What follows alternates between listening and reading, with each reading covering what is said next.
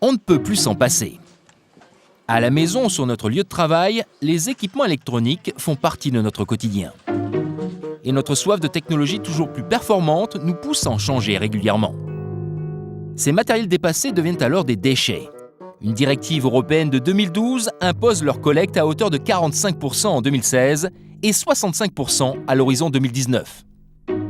Mais que deviennent-ils ? Sont-ils tous hors d'usage ?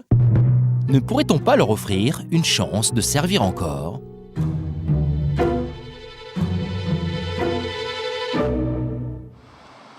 Le groupe Bouygues a confié la mission de donner une seconde vie à ses équipements électroniques à ATF Gaia.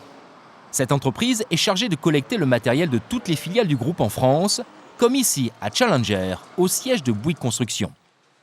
Unité centrale, ordinateur portable, écran, mais aussi imprimante et serveur informatique, autant d'équipements devenus obsolètes, mais dont la plupart est encore en état de marche.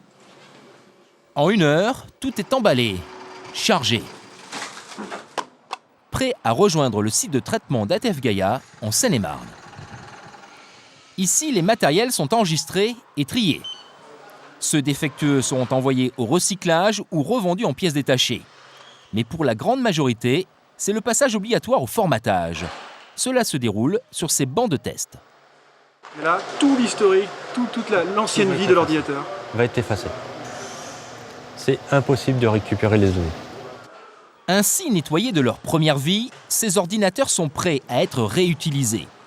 Ils seront revendus dans des filières spécialisées du marché de l'occasion, en France et dans l'Union européenne. Dans le cadre du contrat qui nous lie à Bouygues, plus de 60% des matériels sont réemployés. Donc un matériel réemployé aujourd'hui, c'est un matériel neuf qui n'est pas produit. Et pour produire un matériel neuf, on utilise des ressources naturelles, de l'énergie fossile, on utilise de l'électricité, on utilise de l'eau. Les chiffres sont éloquents.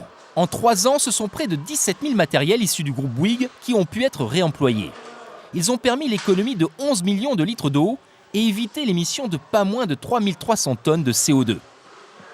Outre ce volet environnemental, ce partenariat a aussi un aspect social. ATF Gaia est une entreprise adaptée. Au moins 80% de ses effectifs en atelier sont des travailleurs handicapés. C'est donc un véritable cercle vertueux. C'est vertueux pour Bouygues, puisqu'aujourd'hui, c'est remplir leurs obligations sur la gestion des déchets électriques et électroniques.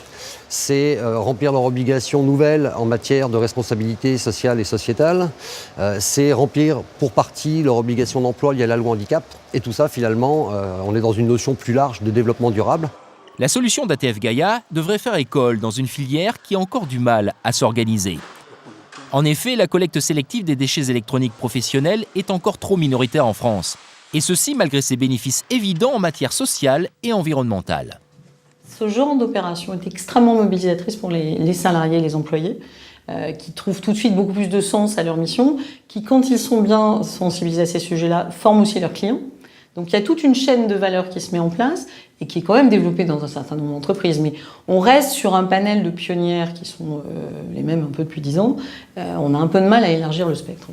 Il est pourtant urgent d'agir, car aujourd'hui on estime que c'est une montagne de 40 millions de tonnes de déchets électroniques qui s'accumulent chaque année dans le monde. Un chiffre en constante augmentation.